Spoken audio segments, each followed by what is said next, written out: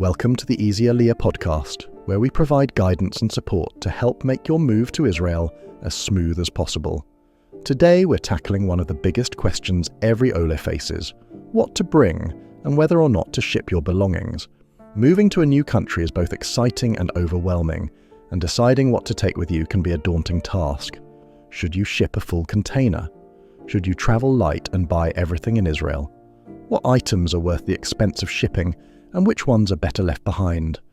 In this episode, we'll break it all down to help you make the best decisions for your move, covering the pros and cons of shipping, different transport options, Israeli customs regulations, and most importantly, a detailed packing guide for your first few months in Israel.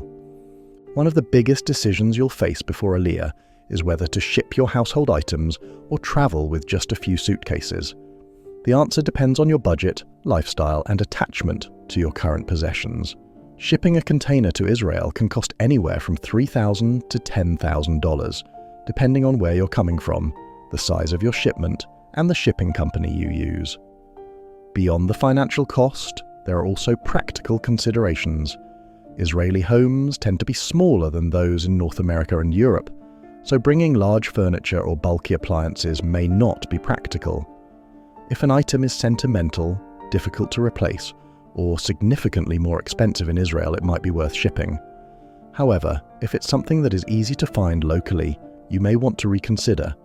Israel has everything you need, and many Olim find that bringing fewer possessions makes the transition easier. For those who decide to ship their belongings, there are several options available. A full or partial container is ideal for those bringing furniture, household goods, and personal belongings. A 20-foot container is suitable for a small apartment, while a 40-foot container can fit the contents of a larger home. If you don't have enough for a full container, you can choose groupage shipping, which means your belongings will share space in a container with other shipments. This is a more affordable option but can take longer, as the container won't leave until it's full. Air freight is another option for those who need their items quickly, but it's significantly more expensive. For smaller, essential items, many Olim opt to bring extra suitcases with them on the plane.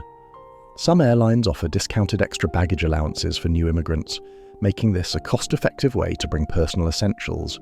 One of the benefits of making Aliyah is the tax exemption on imported household goods. As a new immigrant, you are entitled to import personal belongings tax-free in up to 3 shipments over a 3-year period. However, there are some restrictions. Certain items, such as cars, large appliances, and some electronics, may still be subject to customs duties. Electronics are a common concern, as Israel operates on 220 volts electricity, different from the 110 volts used in North America. While most laptops and smartphones are dual voltage, larger appliances like refrigerators and washing machines may not work without a heavy-duty transformer. Car imports are also heavily regulated, and while Olim receive a tax discount, it is often not worth the hassle due to high import taxes and the difficulty of servicing non-Israeli models. It's also important to note that Israeli customs prohibit certain items, including firearms, large quantities of food, and some medications. Before shipping anything unusual, it's always best to check the regulations to avoid unexpected issues. Since it can take weeks or even months for a shipment to arrive, packing smartly for your first few months in Israel is crucial. Your suitcases will be your survival kit, so it's important to bring what you'll need immediately. The most critical items are important documents, including your passport, visa, Aliyah approval papers, birth and marriage certificates, medical records, and educational diplomas. These documents are essential for setting up your new life in Israel, from healthcare registration to job applications. Clothing is another key consideration. Israel is hot for most of the year, so lightweight, breathable clothing is essential. However, winters, particularly in Jerusalem and the north, can be quite cold, so it's a good idea to bring a warm coat, sweaters, and waterproof shoes.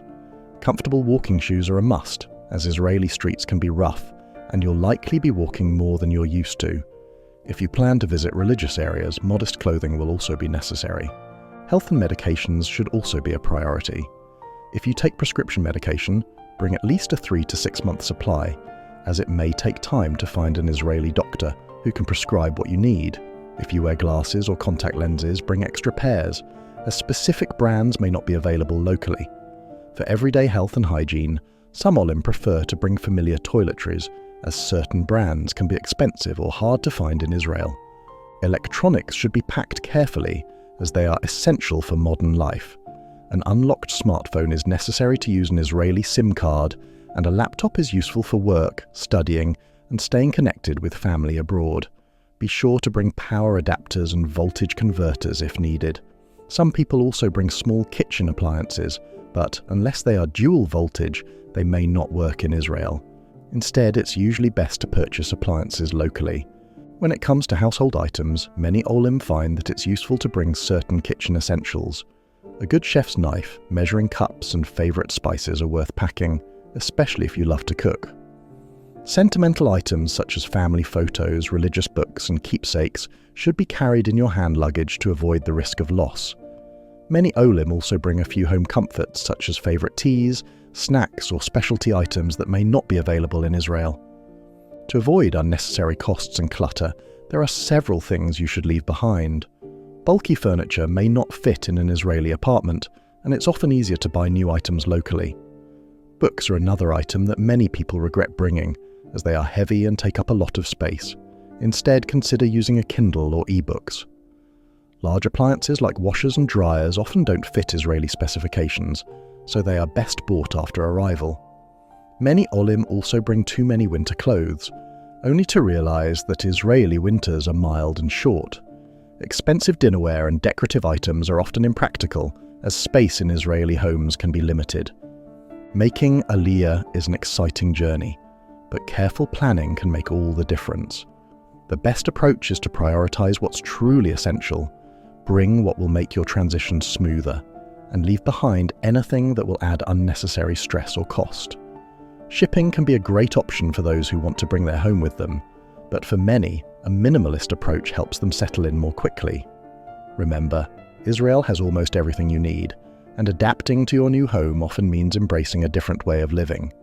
If you found this episode helpful, don't forget to subscribe to the Easy Aliyah podcast for more tips and guidance on your journey to Israel. Have questions or experiences to share? Reach out to us. We'd love to hear from you. Until next time, best of luck on your Aliyah journey.